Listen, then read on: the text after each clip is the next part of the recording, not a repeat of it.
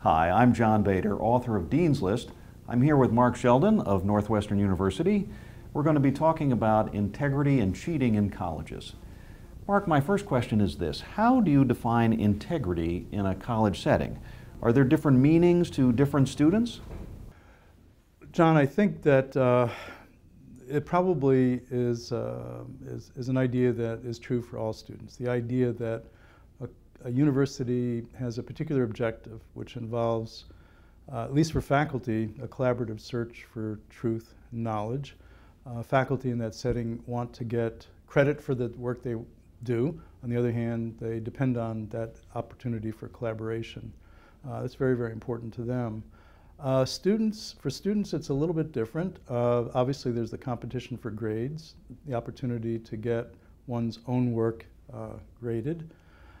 And ultimately, the extent to which students take those opportunities seriously, the final value of their degree will be affected, either in a positive way or adversely. So I think ultimately, though, it's an idea that hits both the faculty community and the student community a little bit differently, though there are some similarities. There's a lot of talk that cheating is on the rise in colleges. Do you think that's true, and why is that?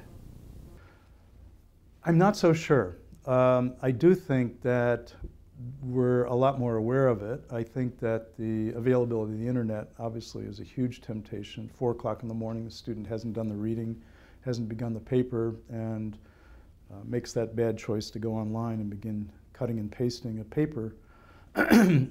On the other hand, we also have tools, and we make very clear to students that we have these tools. We have different programs that enables us to identify whether a paper has come from the internet and the extent to which it has. And also, this is a tool that compares all the other papers that have been submitted at other universities that use this tool. So I can't say for sure if it's on the rise or not, but it's something that we are increasingly concerned about it, I would say. Communication with faculty seems to be a critical issue to avoiding problems. One person's shared assignment is another's plagiarized assignment. How does that work with faculty? How can you work with them on these issues? This is an extremely important point. My job in the college is to meet with students who are suspected of violating academic integrity. Faculty turns over evidence to me, and the determination of whether a violation occurred actually resides with me, not with the faculty. In many cases, the problem has been that faculty have not communicated clearly to students what their expectations are. On the other hand, I stress this again and again with students, that they are responsible for making sure that they're clear about faculty expectations.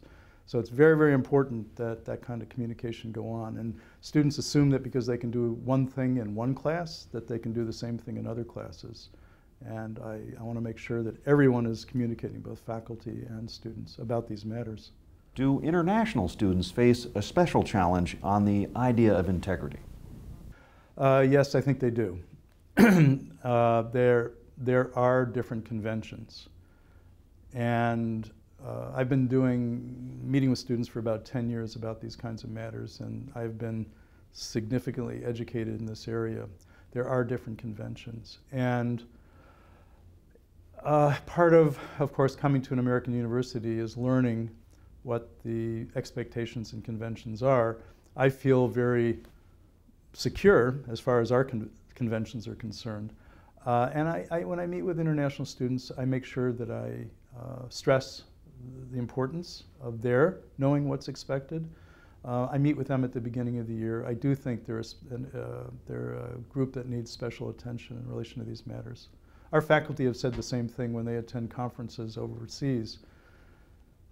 And it's clear that there are different conventions. Mark, my last question is this: where do we go from here? How does a student face the challenge of academic integrity and the temptation to cheat? This is such a complicated question. There are so many pressures on students. There's the cost of their education that they have to justify to their parents and to themselves. There are parental expectations that are very, very high.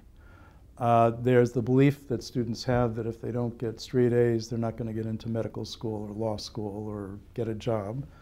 There are just so many challenges in relation to working with students and trying to get them to understand that the most important thing is for them to come to the university, do their own work, benefit from having faculties evaluate their work, and things eventually take care of themselves. It's a very, very difficult period for them. I understand that. And again, I've met with so many students who, at least prior in relation with their parents expected absolutely straight A's. So I've had absolutely outstanding students just cheat for 2 points on an exam, the difference between maybe an A- and an A. And there's a lot of work to be done in that area, but it's much deeper work that I think in some ways faculty, advisors, everyone has to do in relation to students and helping them come to terms with the pressures that are on them. Mark, I want to thank you for coming to chat with me about this very difficult issue. Thank you, John. It's been a pleasure. If you want to read more about this issue and the 11 habits of highly successful college students, do check out the book, Dean's List. And thanks for listening.